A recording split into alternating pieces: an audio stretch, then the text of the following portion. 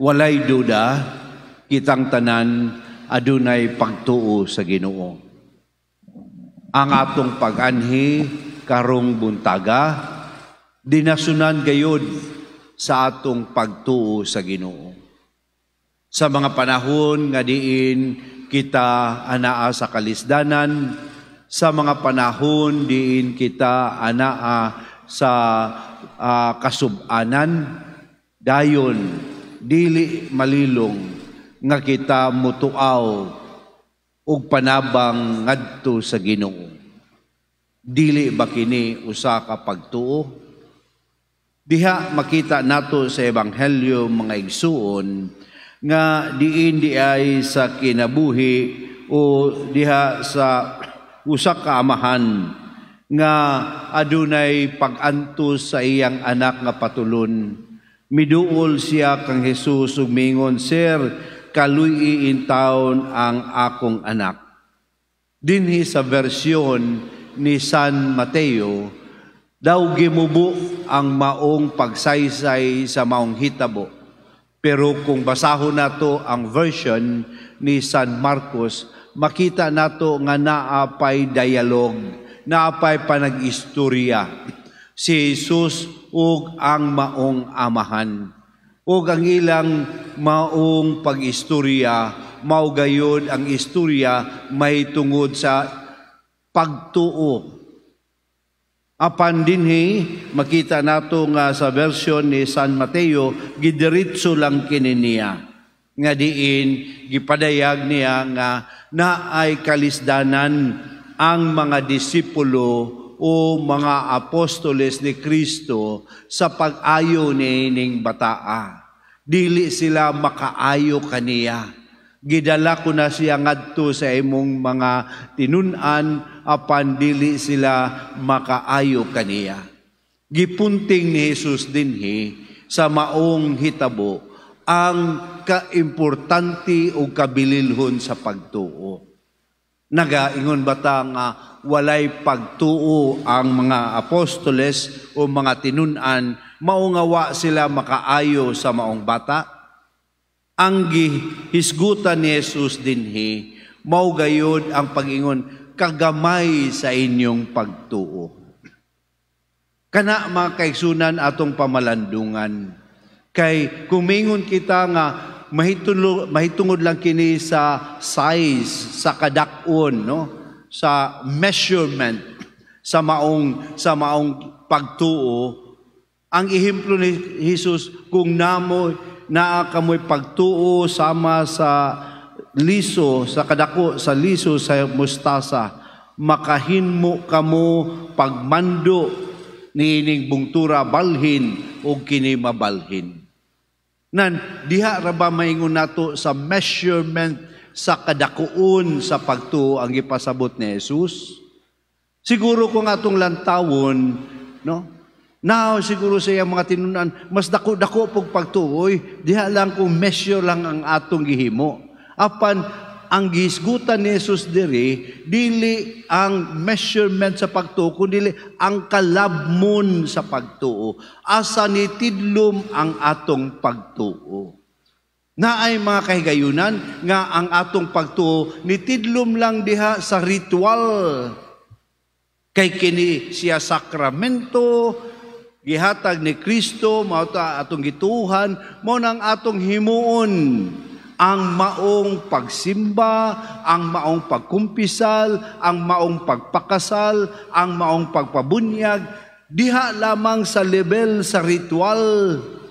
Unsa man tong bubo sa tubig, butang sa lana, pero kini siya usa lamang ka pamaagi. Ang gihisgutan ni Kristo nga pagtuo dinhi usa ka kinabuhi. Usa ka kinabuhi nga diin makita unta ang dakong pagsalig ngadto sa Dios, nga kining maong pagtuo mahimo lamang kinabuhi kung aduna kitay pagsalig ngadto kaniya ug pagpuyo diha kaniya. Nga kini di ay ang kapasidad sa pag-ayo, no? Naaman kana diha kanatong tanan. We have the capability of healing. Dili siguro sa pamaagi nga dinagko, kundili sa pamaagi sa gasa sa Dios kanato. Nan mao ni mga kaigsunan ng atong lantawon, kung ako adunay pagtuo sa Ginoo, do I use the gift that God has given me in order to exude healing to others? Pinaagi lang siguro sa akong pagpamati, panahon nga gihatag sa Dios kanato sa pagpamati sa uban, naku na kayong healing kanila. Pinaagi lang siguro sa atong pagtabang sa atong kapasidad, aduna po'y healing diha kanila. Kini mga kaigsuunan, nga dili lang mo focus sa ritual ang healing, kundili mo tidlom unta sa pagtuo, nga ang pagtuo nako, magdala kanako nga unsa may gihatag sa Dios kanako, nga mga gasa, akong ipaambit sa uban, o ang akong pagpaambit sa uban, makatabang kini sa pag-alim, diha sa ilang o sa mga kalisdanan sa kinabuhi. And that is what we mean by faith. Nga gipuy-an, pero kung pagtuo lang nga anaa sa ritual, magpabilin kita nga diin sa atong kinabuhi, ato ilang panghadlok ang mga sakramento. Hala, wa ka kasimba. Hala, no, mangumpisal jud ka kay dako kay gagsala. Hala, ikaw wa ka sa grasya sa Ginoo kay wa mo'y kasal. Diha ra kutob. Pero di ay ang gisgutang pagtuo sa Ginoo dinhi. Kung kita aduna gyud pagtuo, dili lang kita manghala sa mga tao, kundi mao ang paghatag og panahon. Explain, ngano man ka-importante ang pagsimba.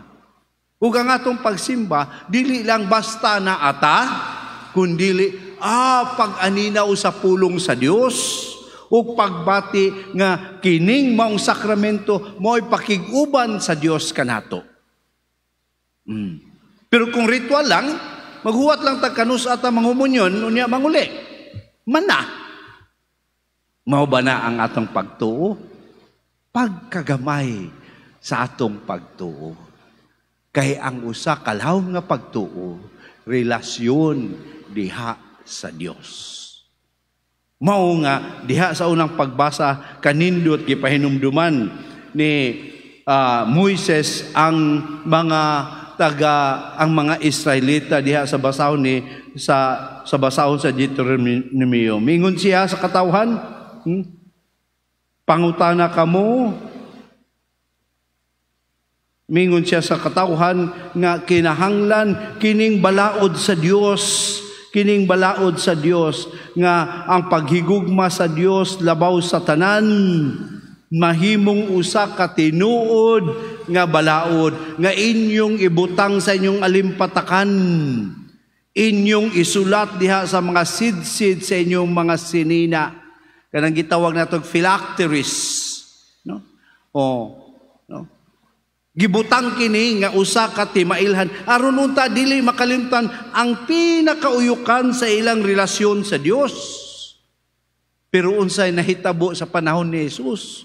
Naana gisuwat diri, naibak silang gamay diri nga ilang gihigot, no? Naa sila'y nindot kayo nga mga phylacteries kana mga sidsid nga gisuwat didto, pero nahimo na lang decoration, nahimo na lang costume diha sa ilang kinabuhi. Wala nagadason ngadto sa pagkabuhi. Nga kadto gani nga mga maong timailhan, mingon siya nga pag-abot ninyo dito sa kanasa sa yutang sinaad, ang inyong maabtan dito, naay mga dagkong building, pero dili kamo naghimo ana, naay mga nindot nga balay nga kompleto, pero dili kamo ang nagbudlay ni ana, naay mga atabay dito nga makausan yung tubig, pero dili kamo ang nagbangag ni ana. Busa kining tanan gihatag kaninyo nga libre, kinahanglan inyong ipaapod-apod usab, ipaambit ngadto sa uban, hilabi na sa mga nanginahanglan nga mga tao. Pero unsay nahitabo, pag-abot dito tinuod ang gisulti sa Dios apan nag-inangkunay imbis pagtuo ang mupatigbabaw ni abot ang panahon nga wa na sila nag-inambitay kundili nag-inangkunay og nahimong hakog sa ilang kinabuhi. Ang istorya sa Daang Testamento tingalig istorya po nato sa pagtuo diha kang Kristo. Mao nga ang hagit ni Kristo kanato karon pagkagamay sa inyong pagtuo. Kinahanglan pa nato kini palawman. Kinahanglan pa ni nato puy-an. Kinahanglan pa ni nato hatagag pagtagad aron unta ang atong pagtuo mahimong hinagiban instrumento alang sa kaayuhan, dili sa kaugalingon lamang, kundili kaayuhan pinaagi sa pagpaambit nini sa uban. Busta, nindot nga diha sa atong santos nga misa karon atong himuon ang atong salmo responsoryo nga atong pag-ampo. Unsa ganito? Gihigugma ko ikaw, Ginoo, akong kusog. Ang kusog sa Dios maoy atong paningkamutan pinaagi sa atong gugma diha kaniya, sa atong pagpalawom, sa atong pagtuo diha sa atong Dios. Amen.